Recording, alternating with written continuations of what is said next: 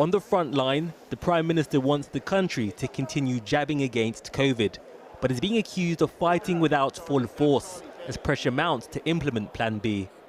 We're seeing high levels of infection, but they're not outside the parameters of what was predicted or what we thought we'd see in the autumn and winter plan. But it's very important that people do follow the guidance. But the Prime Minister's very own advisers suggest that mandatory guidance should change to slow the surge when it comes to face masks and working from home, which the government had resisted. Minutes published today revealed the new advice from the government's advisers. It said in the event of increasing case rates, earlier intervention would reduce the need for more stringent, disruptive and longer-lasting measures. Sage advises that policy work on the potential reintroduction of measures should be undertaken now so that it can be ready for rapid deployment. Most people in the public health community would say we're well past the point of the need to trigger these changes and they should be in place. But I think the government will be particularly looking at NHS capacity. And I think if more trusts around the country are under real strain, as many already are, they will be needing to act and they'll recognise the urgency of the situation.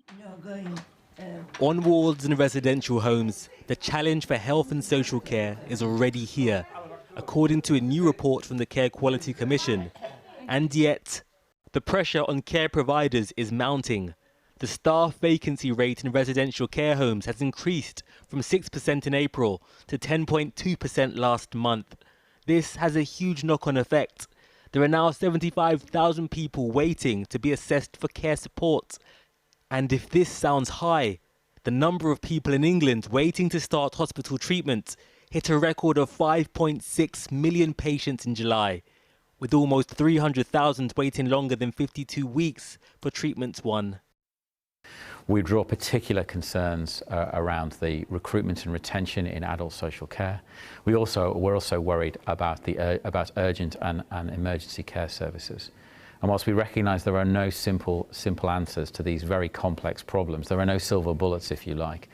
What we do say is that without urgent action, there's a real danger of a tsunami of unmet need, and that simply means that people will not get the care this winter that they need. It is this, along with the rise in mortality rates in England and Wales, that has led the government to renew its vaccination campaign with ads like this. And if you're over 50 or in an at-risk group, you'll also need a COVID-19 booster.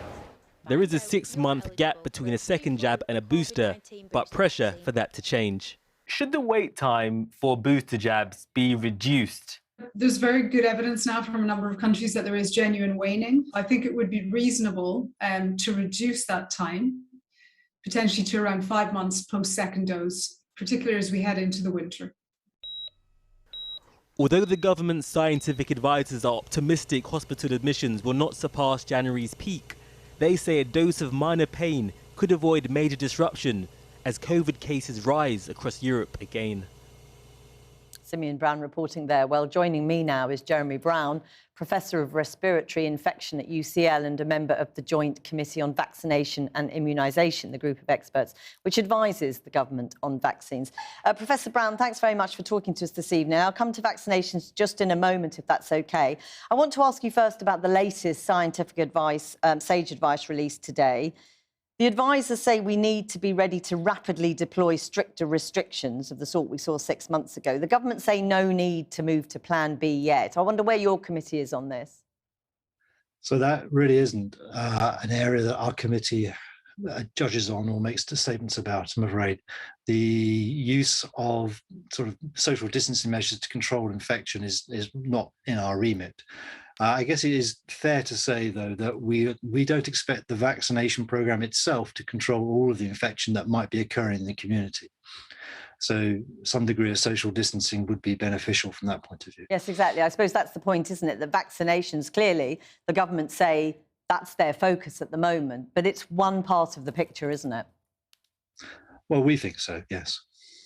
Just on that issue of vaccinations, obviously, the initial vaccination programme was regarded, I think, by everybody as perhaps the major success of this country's fight against the pandemic.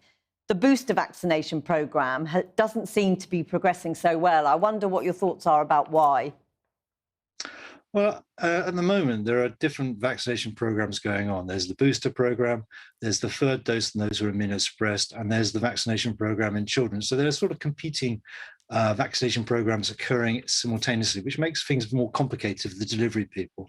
And I wouldn't say that the booster program hasn't gone badly, or hasn't gone well. It's 5 million people or more have had their booster jab. And we only suggested it to be given, well, I think about a month ago. So it has progressed pretty well, and most of the people who are vulnerable have had a booster jab. I mean, a lot of people are saying that it's moving much more slowly than the initial programme.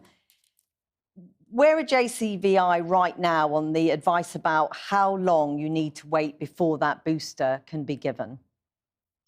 So the 6-month decision was based on the fact that the data shows a bit of waning occurring in your protection against COVID 6 months after the second jab. So there's a logic from it from the immunological point of view.